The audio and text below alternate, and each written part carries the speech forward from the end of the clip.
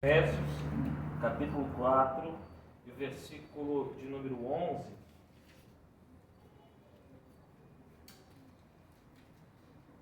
Efésios,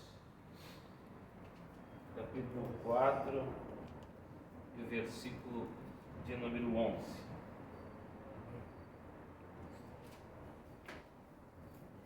Assim ele designou alguns para apóstolos, outros para profetas, outros para evangelistas e outros para mestres e pastores, ou pastores e mestres, com o propósito de aperfeiçoar os santos para a obra do ministério, para que o corpo de Cristo seja edificado, até que todos alcancemos a unidade da fé.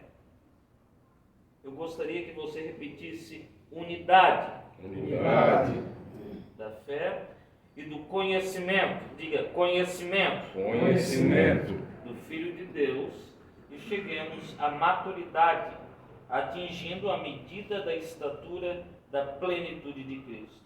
E qual o objetivo? O objetivo é que não sejamos mais como crianças, levadas de um lado para o outro pelas ondas teológicas, nem jogados para cá e para lá por todo o vento de doutrina e pela malícia de certas pessoas que induzem os incautos ao erro.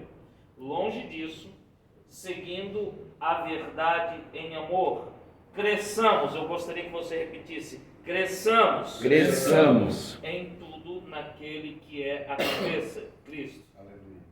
Dele todo o corpo ajustado e unido pelo auxílio de todas as juntas, cresce e edifica-se a si mesmo em amor, na medida em que cada um faça ou realize a sua função. Amém, meus irmãos? Amém. Glória a Deus. Maravilha. Queridos, o apóstolo Paulo, ele traz aqui esse texto muito voltado à obra do ministério, né? E ele fala que quem designou foi o próprio Deus para que o corpo de Cristo seja edificado, os santos sejam aperfeiçoados, no propósito qual? A obra do ministério. Amém? Então, é interessante que nesse texto, em outros textos também, Paulo, ele vem usar de alguns conceitos para que a igreja, ela sempre se identifique, ela enxergue o propósito de Deus para ela, né? Afinal de contas, irmãos, os cultos que são realizados aqui, são realizados em outras congregações, não é um propósito de ajuntamento de pessoas, né? Não é só isso. Não é simplesmente um clube religioso onde cada um pode ter a sua oportunidade ali para aparecer o seu dom, né, o seu talento, a sua capacidade, a sua eloquência, a sua forma de cântico, né? Enfim, não é esse o propósito. O propósito é almas salvas em Cristo Jesus. Amém? Se isso não acontecer, tudo aquilo que é realizado, por maior que pareça, será algo sem propósito. É a mesma coisa do que qualquer outro lugar que Deus não esteja. Amém? Então ele menciona algumas palavras-chave aqui. Por exemplo, ele vem falar que Deus deu à igreja, né, designou apóstolos, profetas, evangelistas, pastores e mestres. O propósito é o aperfeiçoamento dos santos para a obra do ministério, para que o corpo de Cristo seja edificado. O versículo 13 diz assim, e por isso que eu pedi para vocês repetirem: até que todos. Qual é o parâmetro? É até que todos cheguem, alcancem a unidade da fé. É interessante como Paulo, ele nos traz sempre à mente, irmãos, que nós fazemos parte da unidade. Amém? O versículo 16 diz assim, dele todo o corpo, ajustado e unido. Olha só como ele menciona novamente a questão da unidade no propósito ministerial, né? Propósito da unidade.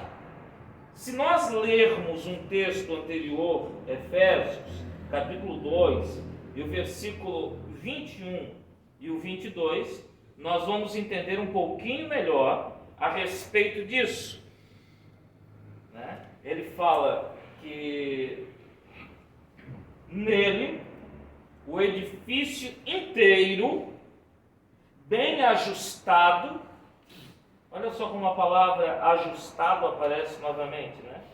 Ajustado, cresce para ser um templo santo no Senhor, no qual também vós, juntos, olha só, unidade, sois edificados para a morada de Deus em espírito. Amém? Amém. Glória a Deus. Nós fazemos parte da unidade. A obra ministerial, ela não é uma obra individualista, é uma obra de unidade. Então, a unidade é o foco central da obra, né?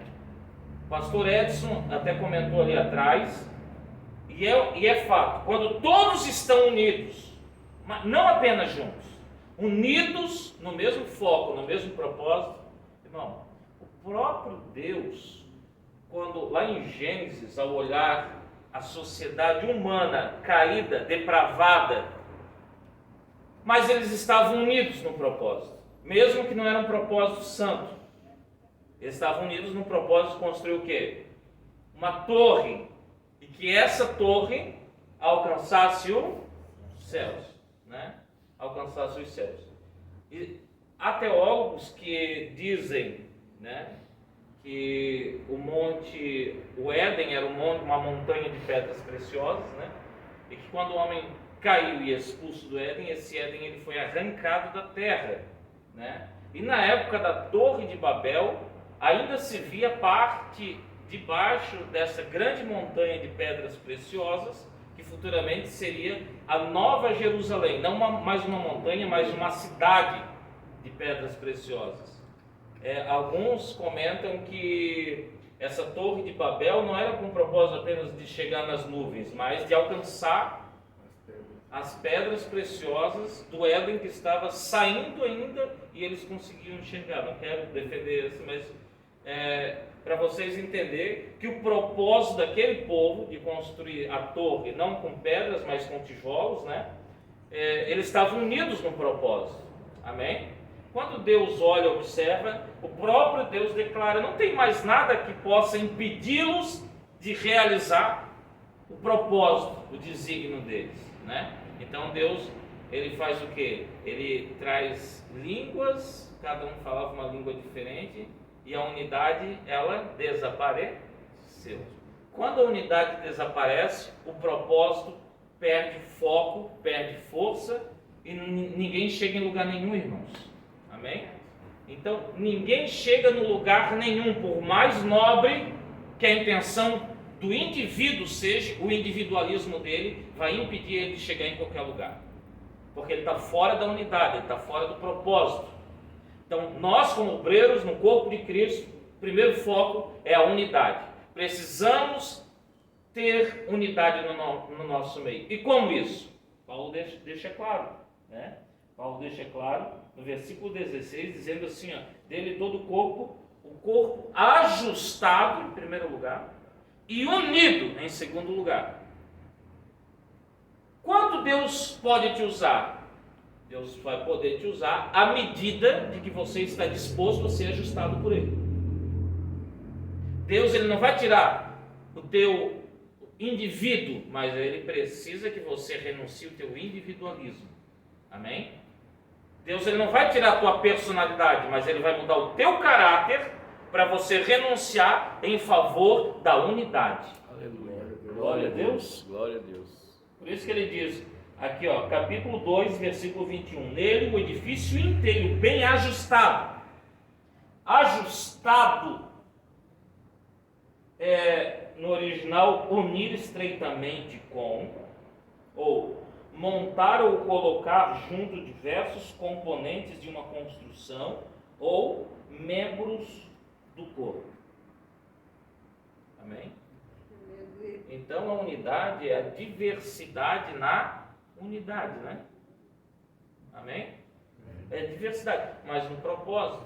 Então nós formamos a unidade. Então, quanto que Deus ele pode me usar é o quanto que eu estou disposto a ser ajustado por Ele. Amém, irmãos? E a igreja, ela é comparada a Bíblia fala sobre várias linguagens, né? De alegoria, analógicas, né? Analogia. Por exemplo, a igreja como a noiva de Cristo, né? A igreja como lavoura de Deus, enfim, a igreja como... Mas a igreja como corpo de Cristo nessa terra é a que melhor nos revela a questão da unidade. Porque até mesmo uma noiva, ela pode discordar do seu noivo, é ou não é? Até uma esposa, ela pode discordar ou não seguir o mesmo propósito do seu marido, é ou não é? Agora, você nunca vai ver a briga entre o braço direito e o braço esquerdo, né? Ah, não, agora é comigo, não, deixa eu. Não existe isso. Por quê? Porque naturalmente os membros obedecem à cabeça. Isso é unidade perfeita. Então, quando a igreja é comparada ao corpo de Cristo, ela está falando sobre a unidade. Agora, nós não somos, irmãos, nascidos naturalmente. Paulo diz que nós somos enxertados. Então nós precisamos de ajustes. O obreiro, ele precisa ser ajustado por Deus. Para quê? Para que ele viva o propósito na unidade, né? Cada um tem um pensamento, irmão. Cada um tem uma formação. Cada um tem uma cultura, um jeito de lidar, de enxergar a vida, as coisas, as pessoas e o próprio Deus. Agora, o quanto que essa pessoa está disposta a renunciar ao que ela acha em favor da unidade do corpo de Cristo nessa terra. Aleluia. É essa medida, é isso ali que vai determinar o quanto Deus pode usar essa pessoa. Não é porque ela coloca... Irmão, eu conheço muitos obreiros com dons, talentos extraordinários. Extraordinários. E se existe inveja santa, eu tenho. Só que o orgulho, a soberba, o individualismo faz com que esses obreiros sejam inúteis na obra de Deus. É ou não é? Porque eles não estão dispostos a ser ajustados no corpo de Cristo. Deus, ele não quer transformar ou nos transformar em robôs, mas ele precisa que nós sejamos conscientes da nossa posição no corpo. O que isso significa? Isso significa que nós trabalhamos, nós estamos aqui focados pelo bem do corpo de Cristo. Amém? O corpo fica doente, você fica doente. E daí o que tem que fazer? Às vezes tomar um remédio, às vezes no médico. E quando o negócio é um pouco mais grave, vai lá, tem que tomar uma injeção. Quem que leva a injeção? É o corpo. Aonde que esse corpo vai levar a injeção?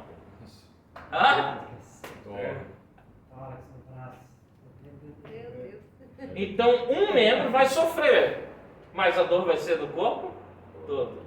Ele está disposto a se entregar à dor, ao sofrimento, à renúncia, em prol do corpo. Muitas vezes nós não vamos ter razão. Muitas vezes nós vamos ser injustiçados, mas a nossa consciência madura vai dizer: eu estou disposto a sofrer, a ficar quieto, porque eu estou sendo ajustado em prol do corpo, não do que eu penso, não do que é justo, mas em prol do corpo. Se é melhor para o corpo, eu estou disposto a sofrer. Amém? Amém. Toda vez que Israel obedecia a Deus e enxergava o propósito da unidade deles, bom, não tinha guerra que eles não venciam. Não tinha guerra. Houve alguns episódios de guerra que pareciam impossíveis de ser ganhos. Por exemplo, a batalha contra Amaleque, né? Os amalequitas eram um povo terrível, irmãos. Não tinha como eles ganhar, logicamente. Então, o que acontece? Ali eles estavam entendendo o propósito na unidade. Eles eram apenas um povo. Amém? Um povo. Então, Josué, ele vai com os seus guerreiros, seu exército, para a guerra contra Amaleque. Mas Moisés e alguns líderes do povo não vão para a guerra. Eles sobem do alto do monte. Amém? No alto do monte. E Moisés, do nada, a Bíblia não diz o porquê, a Bíblia não revela que se Deus falou com Moisés ou não falou, a Bíblia não fala isso, mas a Bíblia diz que Moisés levantava suas mãos aos céus. E enquanto isso acontecia, Israel vence, prevalecia. Moisés, a Bíblia não fala que ele pediu, ele exigiu, ele não falou nada, mas quem estava, os outros líderes que estavam ao lado dele, percebendo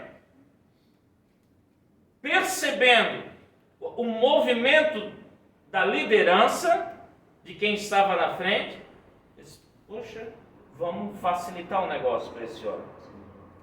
Colocaram uma pedra para ele sentar, cada um, Ur e Josué, né? Arão e Ur, cada um lado, levantavam as mãos de Moisés, e Israel prevaleceu. Eu não li nenhum relato de que Josué ficou indignado porque, ao invés de eles pegarem cada um uma espada e ir lá ajudar ele, eles ficaram no monte. Não vi nenhum relato de que Arão e Ur entraram num discurso, um debate, né? Fizeram um simpósio ali, para discutir a respeito do porquê de levantar as mãos. A Bíblia não diz que Moisés, mas eles perceberam, isso é unidade. Nem sempre o pastor da igreja vai precisar explicar tudo para você, não, porque isso, não.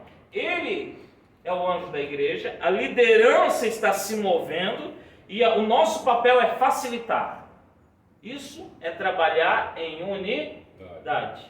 Irmãos, quando nós estamos em obediência à palavra de Deus e trabalhamos em unidade, meu filho, não existe. Deus usa quem Ele quer. Não é a falta de capacitação humana que vai impedir Deus de fazer coisas extraordinárias, mas se nós estivermos debaixo da palavra de Deus e debaixo da unidade no propósito de Deus, meu filho, não existe inferno que não caia por terra, não tem demônio que vai prevalecer ante o ministério. Amém? Glória a Deus. Isso é unidade. Isso é unidade perfeita, né? Quantas vezes que se perde tanto tempo, irmãos? Tem que chamar o roupeiro, tem que ficar tentando explicar, convencer ele que é melhor. Nós não estamos aqui para ser convencidos de nada. Se for para ser convencido, o mundo convence melhor, tem mais coisa para oferecer para a carne. É ou não é? Nós não estamos aqui para ser convencidos pelo homem. Quem já nos convenceu foi o Espírito Santo, e isso basta. Amém? Agora o nosso papel é enxergar o movimento da liderança e facilitar. É ou não é? Quantos obreiros, quantas pessoas que lutam contra si mesmo, irmãos? Trabalha numa empresa e fala mal do patrão, fala mal da empresa, fala mal de todo mundo, mas é ali que ele ganha o pão. É ou não é? A mesma coisa, chega na reunião da família, daí a esposa fala mal do marido, fala mal dos filhos. Não. Assim é a igreja? Muito mais. Amém? A igreja é muito mais. Como que você pode estar fazendo parte de uma equipe e falar mal dessa equipe? Ou fazer alguma coisa para prejudicar o fluxo, o fluir do Espírito Santo? Como? Se Deus quisesse que fulano tivesse na liderança, ele botava na liderança. Amém? Amém. Então, o nosso papel é enxergar o movimento da liderança e facilitar, né? Até onde a liderança está indo na vontade da palavra de Deus, irmão. Amém? Né? Isso é unidade. Paulo deixa sempre bem claro que nós estamos na unidade, mas para estar na unidade nós vamos ser ajustados. Não é do teu jeito, não é da minha forma de pensar, é da forma que Deus irá nos ajustar no corpo, né? Paulo, quando se converteu, ele era, era ou não era? Né? Só que daí ele foi todo empolgadão lá, né? Todo empolgadão, deixa comigo que agora... Pedro, não, te acalma aí, aquieta aí a tua alma. Ele fica 14 anos. Daí quando está bem ajustadinho, irmão, daí Deus, opa, agora está na hora. Barnabé, vai lá chamar ele. Daí quando chega lá, o Espírito Santo diz, apartai-me a Paulo, a Barnabé, para a obra que eu os tenho chamado. Quando somos ajustados, somos disponíveis para Deus usar no corpo.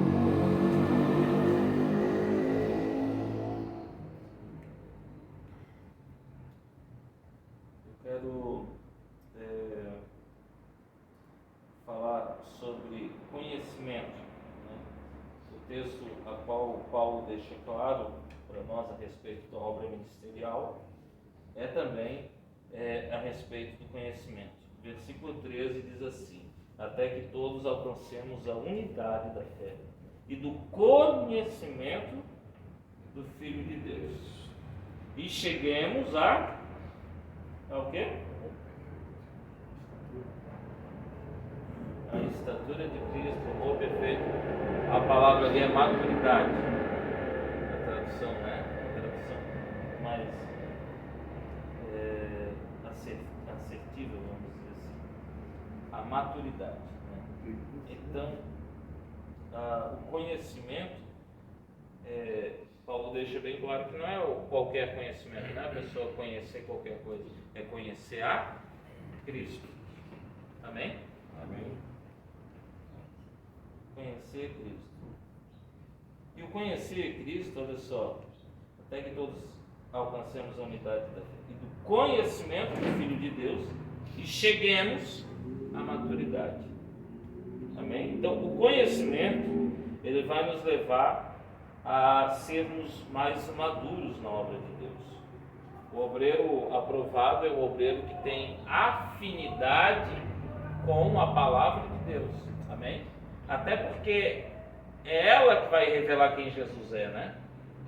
Ou você está naquela que vai para a madrugada e para Deus revelar quem Jesus é. Tá?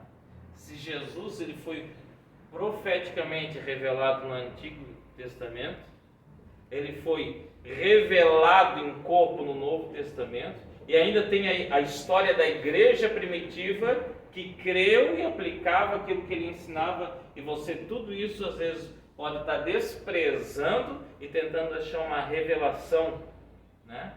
Está errado isso, irmãos. Nós precisamos ter afinidade com a palavra de Deus, porque para conhecermos a Jesus é através das Escrituras. Amém? Jesus disse em João 5:39, né? Ele falou para os fariseus eram pessoas que estudavam a palavra, né, do Antigo Testamento. Vós examinais criteriosamente as Escrituras, porque julgais ter nela a vida eterna, e são elas que de mim testificam. Eles estavam procurando nas Escrituras, mas eles não estavam procurando a pessoa certa.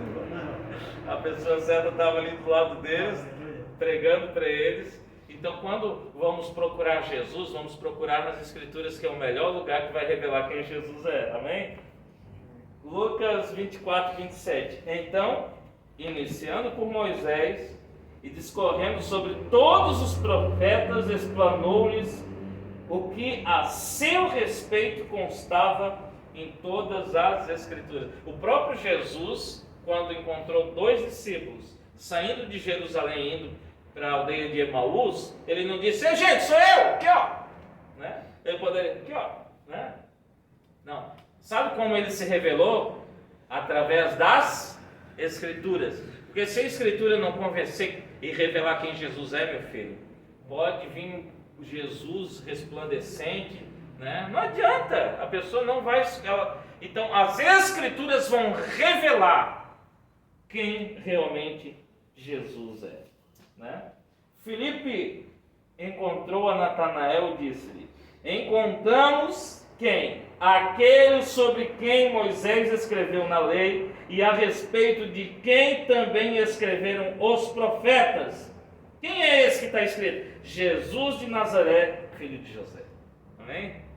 As Escrituras vão revelar, porque são elas que falam a respeito do nosso bendito Salvador. Amém, queridos? Paulo, ele chegou a fazer uma comparação, né? Ele havia passado por Tessalônica e o Paulo era terrível, né? Ele não só pregava, ele não só ganhava almas, mas ele já fazia uma análise do comportamento, do perfil da igreja e dos futuros obreiros, amém? Daí ele passava lá, ele passou em Bereia, né? E ele fez uma comparação, dizendo que quando ele foi lá e ele pregava as Escrituras, os bereanos, os de Bereia, eles olhavam tudo que Paulo estava... Poxa, não, mas está na palavra mesmo. O que ele está falando é verdade. E não era uma vez por semana, uma vez por mês. Todos os dias eles examinavam. Paulo estava ali na balança da palavra, né? Não, realmente. E Paulo disse assim, que eles eram mais nobres do que os de Tessalônica, né? Agora, já pensou se Paulo nos nossos dias ia ganhar um monte de processo, né? O obreiro, esse obreiro é mais nobre do que esse daqui, ó. Vem aqui, ó, o obreiro preguiçoso, né? Qual é o obreiro mais nobre aqui? Vem aqui, ó. Não é nobre não, tá? Ele fazia comparação, meu filho, né? Ele usava graus comparativos, né? Então, assim, quer saber o quanto o obreiro é nobre na palavra? É só observar o quanto de dinheiro e de tempo ele gasta com a palavra. Amém? Ô, meu filho, o obreiro está 10, está 20 anos na igreja, é o obreiro, e tem uma Bíblia, e ainda é a tradução do Novo Mundo das Escrituras,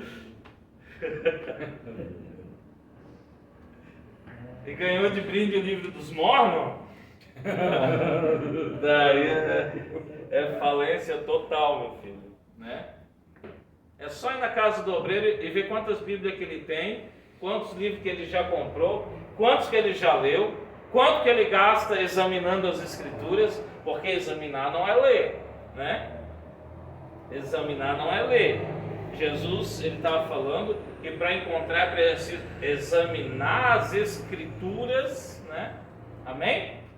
Então, vamos examinar as Escrituras.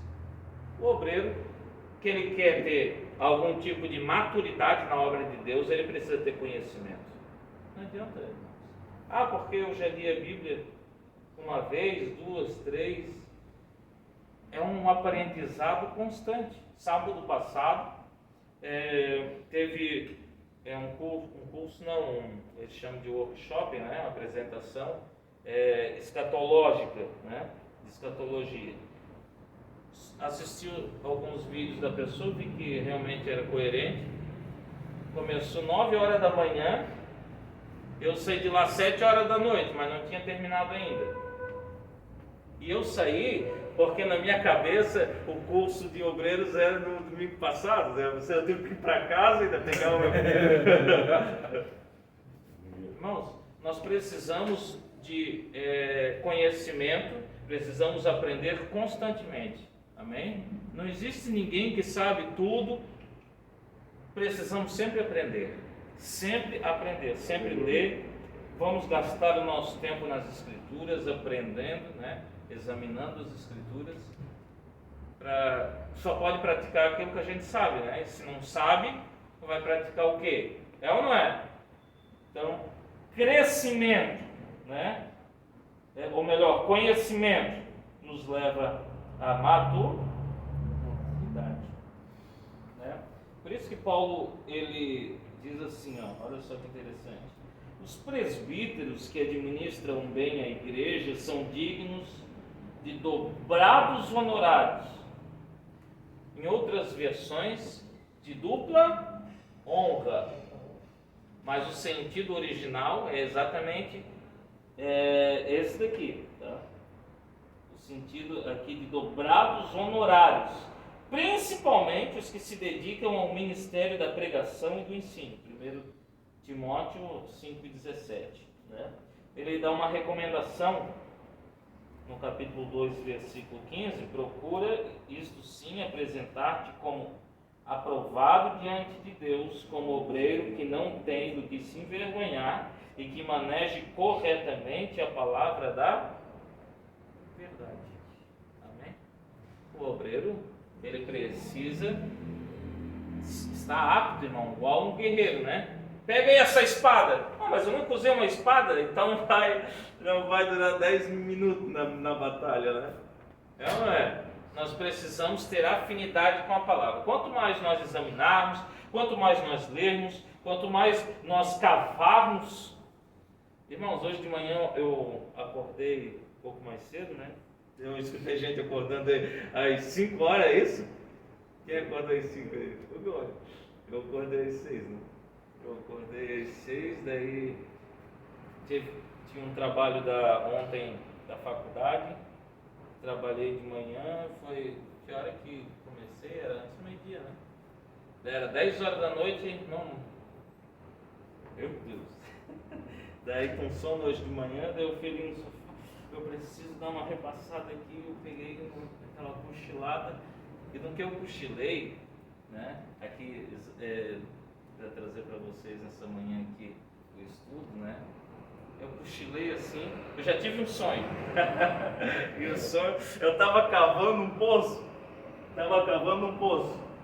Enquanto eu cavava, já estava em cima um jarro assim, sabe? Como se fosse um balde, um jarro. Enquanto eu cavava, ele já ia descendo e enchendo. Tá bom, Jesus, tem que cavar mais mesmo.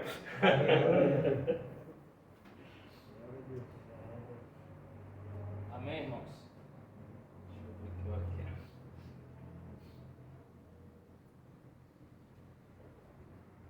A última questão aqui do texto é o crescimento, né? O versículo 16, se vocês puderem acompanhar, diz assim: dele todo o corpo ajustado e unido pelo auxílio de todas as juntas, cresce e edifica-se a si mesmo em amor, na medida em que cada parte realiza a sua função.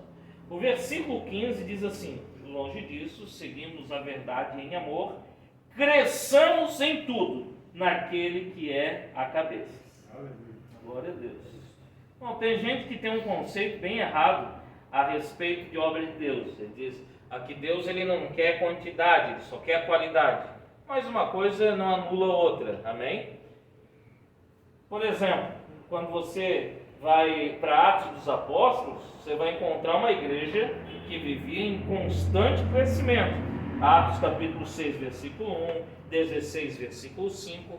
E a Bíblia diz que quem acrescentava as pessoas ao corpo de Cristo era o próprio Deus. E acrescentava o Senhor o número daqueles que iam se salvando. Amém?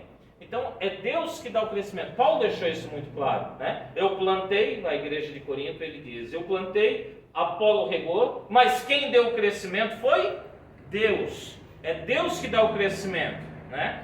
Então o crescimento ele tem dois aspectos. O crescimento particular, nós como obreiros na casa do Senhor, nós precisamos crescer, desenvolver. Você não pode ser hoje pior do que foi ontem, meu filho, né? Você tem que ser melhor do que foi ontem, e amanhã melhor do que é hoje. Nós precisamos viver em constante melhoria e aperfeiçoamento para nós, como pessoas e obreiros, crescermos, amém? Deus não aceita qualquer coisa, irmão. Não adianta nós nos especializarmos, para ser o melhor lá fora, e dentro da casa de Deus, Deus está recebendo. Não, exatamente, por Deus receber e ser para Deus tem que ser o melhor. Né? Tem que ensaiar mais, tem que se preparar mais, tem que vir preparado. O obreiro bom é o obreiro que sempre tem pelo menos uma bala na agulha, né? Chamou o obreiro, vem! Ele tem, alguma coisa ele tem que ter, meu filho. Né? Alguma coisa ele tem que ter, tem que estar preparado. Né? Ele tem que sempre viver em constante aperfeiçoamento. Nós não podemos parar no tempo. Nós precisamos nos aperfeiçoar como pessoa. Amém? E para isso, às vezes nós recebemos crítica. Né?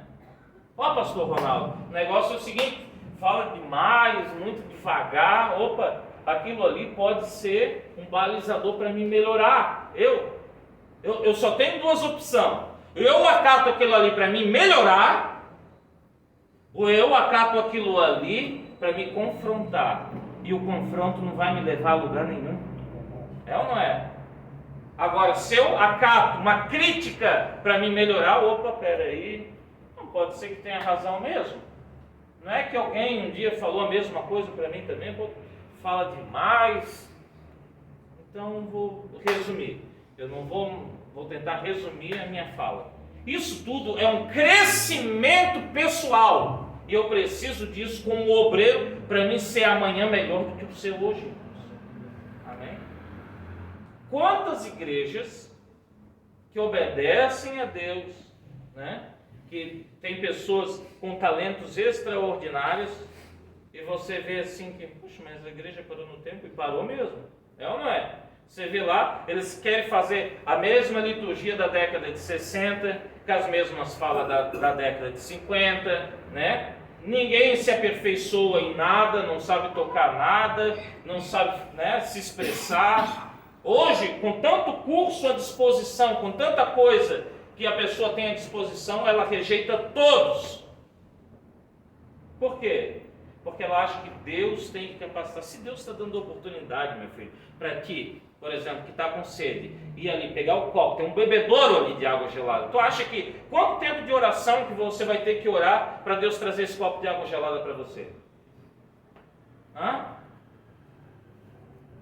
Está ali. Se está à nossa disposição, se nós podemos fazer para nos aperfeiçoar, Deus não vai fazer nada para nós. Agora, aquilo que nós não temos mais capacidade, então Deus nos capacita. Amém, queridos? E crescimento coletivo. A igreja ela precisa crescer. A igreja saudável é uma igreja que cresce. Né? Algumas crescem rápido, outras crescem de uma forma mais lenta, mas o crescimento ele é natural quando nós estamos em unidade, quando cada obreiro tem um crescimento particular. Irmãos, a pior coisa que tem, né, para um pastor, para um líder, é olhar para o obreiro, né, e ele está observando ali, poxa, 10 anos atrás esse obreiro pregava sobre o Zaqueu da mesma forma, da mesma maneira, né? Não que a mensagem não possa ser repetida, né? Não é isso, mas poxa, não tem mais nada, ele nunca pesquisou mais nada desse Zaqueu, nunca, né, não aprendeu nada, em 10 anos ouvindo outros pregadores, ele nunca foi examinar se aquilo que foi pregado é verdade, se pode ser aplicado, né? Fique atento para você se aperfeiçoar, para ter um crescimento, para a igreja também ela crescer. Amém? Glória a Deus. Não é bom, irmãos, quando a igreja tem pessoas capacitadas, né? Eu louvo a Deus, né, pela vida do pastor Edson. Sobe no altar, não vai falar qualquer coisa, ter um conteúdo, ter uma mensagem, né? Tem gente que já tem um certo dom, é ou não é? Mas se tem formas de você se aperfeiçoar, corre atrás, meu filho. Não fica parado no tempo, não. Amém? Glória a Deus. Jesus, ele falou assim, ó, Mateus 25, versículo 24, chegando finalmente, o que tinha recebido um talento, explicou: olha, Senhor, eu te conheço, sei que és homem severo, que colhe onde não planta, ajunta onde não semeia, por isso eu tive receio, e escondi no chão teu talento, mas toma aqui de volta o que te pertence. Sentenciou-lhe, porém, o Senhor: servo mau e negligente. Sabia que colho onde não plantei, ajunto onde não semeei. Então, por isso, ao menos deverias ter investido o meu talento com os banqueiros, para que quando eu retornasse, o recebesse de volta e mais os juros. Sendo assim, tirai dele o talento que lhe confiei, e dá-lhe ao servo que agora está com 10 talentos. Pois a quem tem, mais lhe será confiado e possuirá em abundância. Mas o que não tem, até o que tem será tirado. Quanto ao servo inútil, lançai fora as trevas. Ali haverá pranto e ranger de dentes. Amém, queridos? Então, muitas vezes, a gente, no decorrer da caminhada, fica frustrado, né? Eu estou generalizando aqui. Poxa, mas o obreiro lá prega mais, tem mais oportunidade, mas e você? Tem cavado? Tem ido atrás para se aperfeiçoar, para crescer como obreiro? Ou está parado no tempo e espera que as pessoas corram atrás de você? É ou não é? Precisamos crescer, precisamos ter um desenvolvimento pessoal para que nós possamos também se destacar na obra de Deus, amém? Não é só no altar, é em todo lugar, né? Mas eu sou seja o melhor varredor. É ou não é? Mas eu só tiro o pó. Tire o pó como ninguém tira. Ninguém tira as coisas do lugar. Pois você vai tirar, vai ser o melhor tirador de pó. Né? Sempre entenda isso. Se você se colocar na tua cabeça assim, a empresa que eu trabalho, eu faço o quê? Eu vendo. Deus, teu nome vai ser honrado, eu vou ser o melhor vendedor. Né? Mas na minha empresa, eu limpo o banheiro, limpo as coisas, seja a pessoa que limpa melhor, o melhor limpador. Tem para tudo hoje, tem vídeo, tem tutorial, tem um monte de coisa no YouTube, meu filho. Tem curso gratuito. Se não tem, procure o teu líder, procure, o teu pastor, peça orientação, com certeza ele vai passar, não vai negar para você. Amém? Glória a Deus. Queridos, eu gostaria de falar sobre o chamado de Deus na nossa vida, tá bom? 1 Coríntios, capítulo 12, versículo 21 ao 30.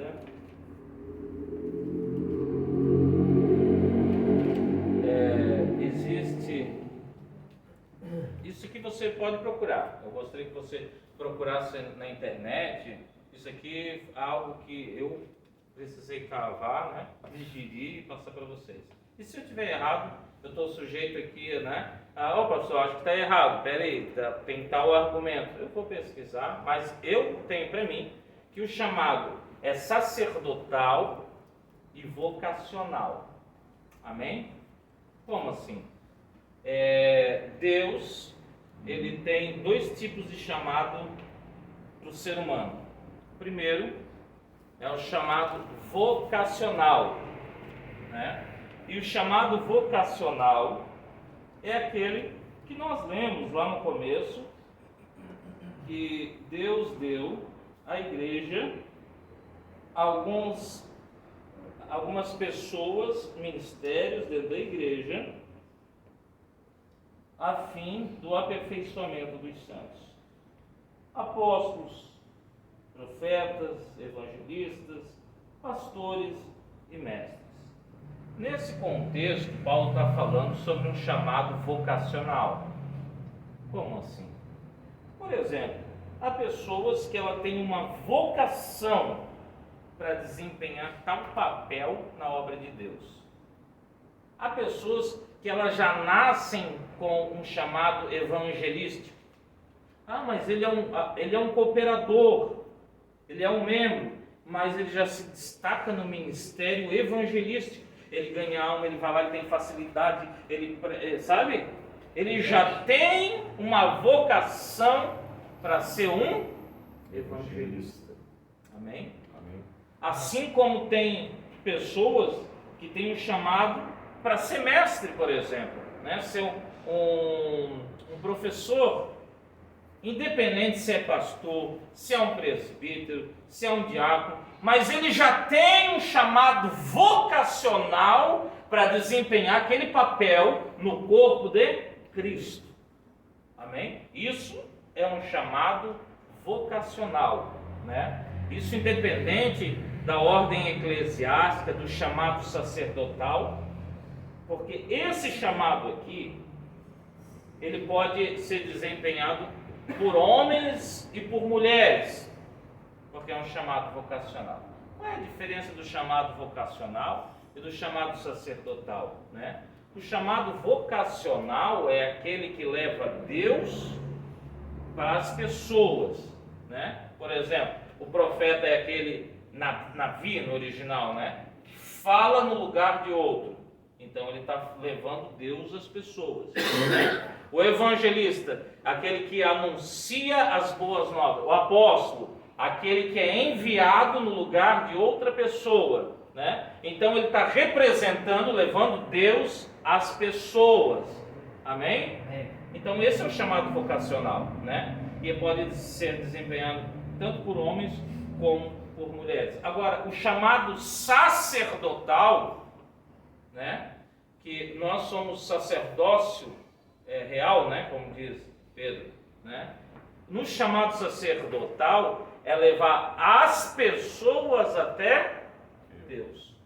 Então, o chamado vocacional leva Deus para as pessoas e o sacerdotal leva as pessoas a Deus. Através do quê? Através da própria liturgia do culto, através da comunhão, através dos serviços na obra de Deus. Tudo isso são desempenhados através do serviço sacerdotal a levar as pessoas mais perto de Deus. Amém? Porque às vezes, por exemplo, o profeta vai lá, tal, entrega a mensagem, mas a pessoa não se converte, ou se converte e se perde. Por quê? Porque ela precisa do serviço sacerdotal para levá-la mais perto de Deus. Eu não sei se eu estou conseguindo me expressar, vocês estão entendendo? O que é o chamado sacerdotal? É o chamado que tanto na antiga aliança, assim como na nova, funciona levando as pessoas até Deus, né? E na antiga aliança existia o sacerdócio, né?